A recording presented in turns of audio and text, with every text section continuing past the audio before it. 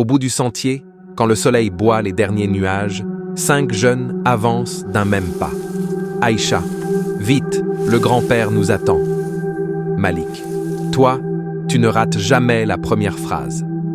Sous le vieux chêne, grand-père Kofi est assis, canne à la main, sourire dans la barbe. Grand-père Kofi. Ah, mes enfants, approchez. Ce soir, l'histoire vous trouvera avant même que vous ne la cherchiez. Asseyez-vous. Grand-père Kofi. Écoutez, car ce que je vais vous dire vient d'hier, mais pèse sur aujourd'hui. Aïcha s'assoit la première, le smartphone turquoise posé à côté d'elle. Yara ouvre son carnet. Grand-père Kofi. Ce soir, je vous parlerai d'un tambour. Pas un tambour comme les autres. Un tambour qui parle plus vite que le vent. Prince. Plus vite que les messages que Malik envoie à tout le quartier. Grand-père Kofi, souriant.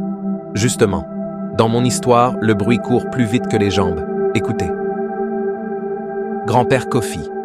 Il était une fois, dans un village entouré de collines, un tambour sacré gardé par les anciens. On disait, quand le tambour parle, tout le village écoute. Le tambour était beau, cuir sombre, cordage serré, dessin gravé. Grand-père Kofi. Mais un jour, un jeune trop pressé frappa le tambour sans permission, et le bruit devint rumeur. Grand-père Kofi. Il s'appelait Kena, curieux, vif. Il tapa 3 fois dans le tambour. Boum, boum, boum. À l'instant, les maisons s'ouvrirent, les gens sortirent. Villageoise, qu'a-t-il dit? Vieux chasseur, j'ai entendu. Le léopard rôde. Grand-père Kofi. Mais le tambour n'avait rien dit. C'était la peur qui parlait dans les oreilles. Grand-père Kofi. La rumeur marcha de case en case. À chaque bouche, elle changea de peau. Certains disaient « le léopard rôde », d'autres « il a mangé une chèvre », d'autres disaient « il vient pour nous ». Et voilà comment, partant d'une simple spéculation, le village entier courait après une ombre. Aïcha, grand-père, c'est comme quand une info tourne sur nos téléphones. Grand-père Kofi.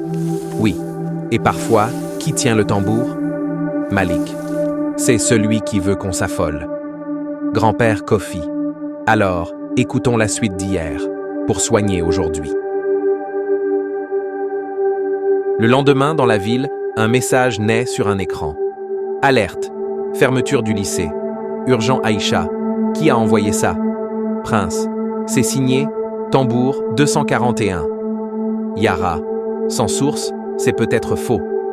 Malik. Je peux le partager pour prévenir. Lohan. Ou l'arrêter avant qu'il ne devienne vrai. En quelques minutes, message court. Stories, groupes, statuts. Au collège, les élèves commencent à dire « On ne vient pas demain ». C'est confirmé. J'ai entendu que c'est dangereux. Aïcha, arrêtez. On n'a pas vérifié. Grand-père Kofi, à voix douce.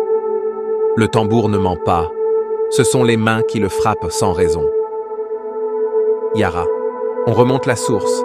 Prince, tambour 241. Pseudo créé seulement hier, c'est un faux.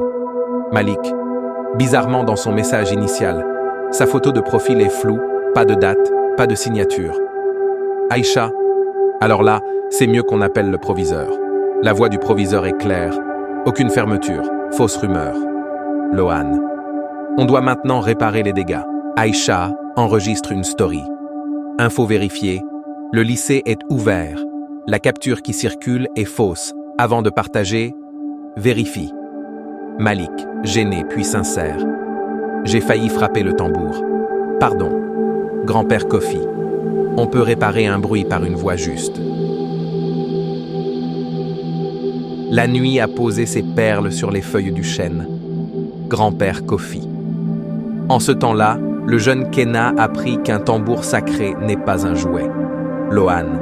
Et nous, qu'un partage n'est pas neutre. Prince, le tambour ne ment pas. Tous, doucement. Ce sont les mains. Grand-père Kofi, souriant. Alors, gardez vos mains justes. Grand-père Kofi, morale. La rumeur est un tambour sans maître. Si tu le frappes, il te commande. Mais la vérité, c'est la main posée qui écoute avant de parler. Les jeunes se lèvent. Le sentier reprend leur pas. Demain, d'autres histoires passeront sous le vieux chêne. Et toi qui écoutes, vérifie avant de frapper.